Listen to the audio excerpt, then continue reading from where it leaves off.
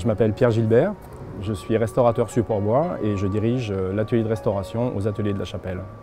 C'est un chantier très particulier sur lequel on travaille depuis plus de 10 ans maintenant, qui a donc débuté par l'étude des décors. On a ressorti des caisses de stockage, on a fait l'inventaire de tous les éléments de boiserie, on a monté un protocole d'intervention pour imaginer la manière de remonter les décors tels qu'ils pouvaient l'être à l'origine, en retrouvant toutes les lignes architecturales et en dissociant chacun des éléments pour en constater l'état et faire des préconisations de restauration.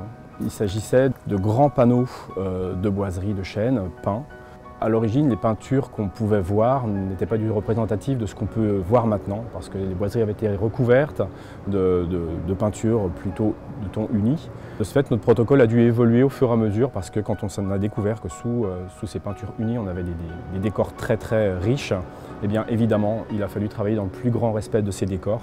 Et toute notre intervention a été basée en fait sur la conservation maximale de chacun des éléments de bois et toujours dans la perspective de sauver le décor. Lors de la dépose, chacun des panneaux avait déjà été inventorié, stocké de façon assez remarquable pour l'époque dans les caisses.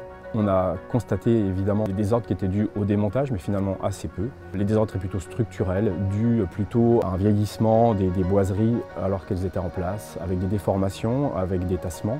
D'un point de vue sanitaire, les décors étaient en plutôt bon état et la restauration a été de ce fait-là facilitée.